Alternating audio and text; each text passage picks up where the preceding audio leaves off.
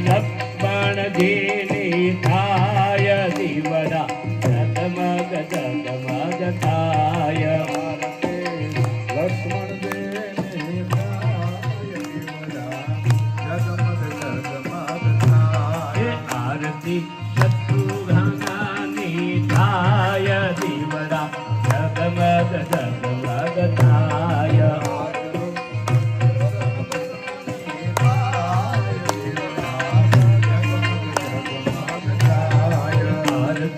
બાલુડા તમારા ગાય બાલુડા તમારા ગાય સર્વની ઈચ્છાઓ પૂર્ણ થાય દીવડા જગમગ જગમગ થાય ઈચ્છાઓ પૂર્ણ થાય દીવડા જગમગ જગમગ થાય દીવડા જગમગ જગમગ થાય દીવડા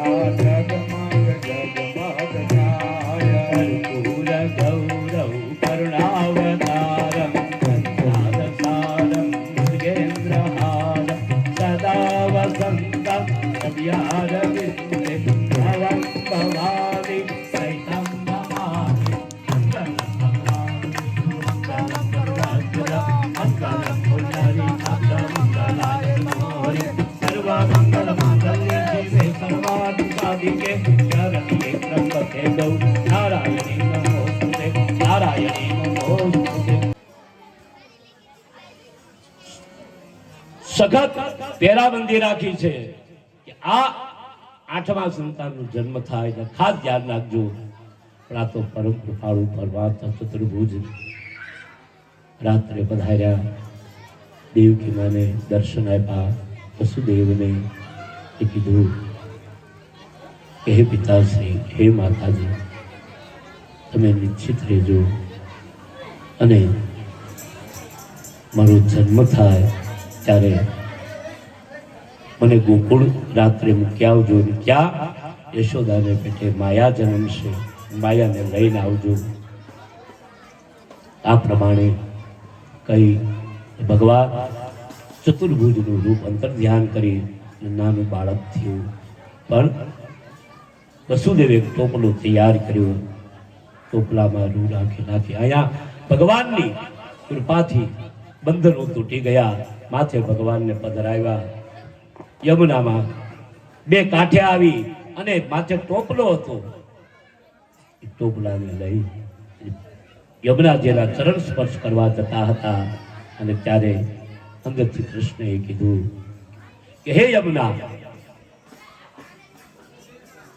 તું શાંત થા. ભગવાને સ્પર્શ કરાવ્યું, માથે શેષનાગ. અને ગોકુળમાં આવ્યા છે, રાત્રિનો સમય છે. યશોદાની કુખની અંદર જે દીકરી હતી એને લઈ અને કૃષ્ણને મૂકી અને પાછા આવ્યા છે. અંદર આવ્યા, માયા આવી એટલે બંધન આવ્યું, સવાર થયું. પૂછ્યું રાજાએ કંસે, કેમ થયું? તો કે હા, કઈક બાળકનો અવાજ આવ્યો. કંસ આવ્યો, મોટા ભાઈ આ તો દીકરી છે, આ તો અબળા છે. નહીં, અબળા નથી, સબળા ક્યારે થાય નક્કી નહીં. અને એટલે મારવા જાય છે.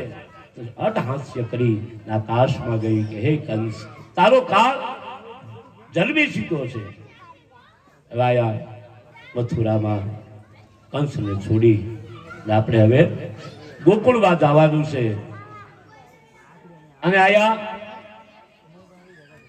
સવાર થઈ, વહેલી સવાર. સુનંદા એની નણંદ નંદ બાબાની સેવા કરવા આવેલી અને રુદન જોયું ત્યાં તો લાલો ભયો દોડતી ગૌશાળામાં આવી અને નંદ બાબાને કે નંદ લાલો ભયો કરતા આવે છે. અને આનંદ વિભોર છે નંદ ઘેરે આનંદ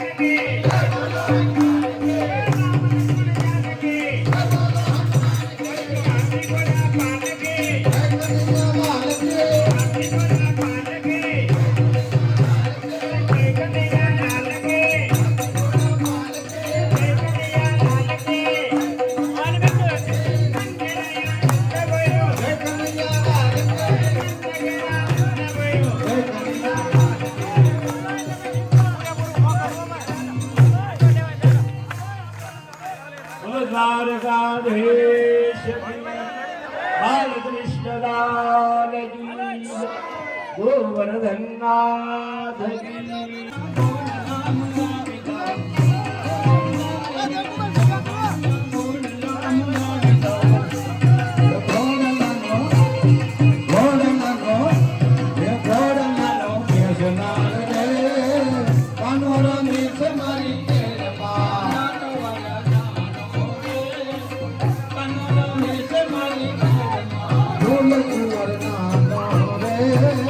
Panorama,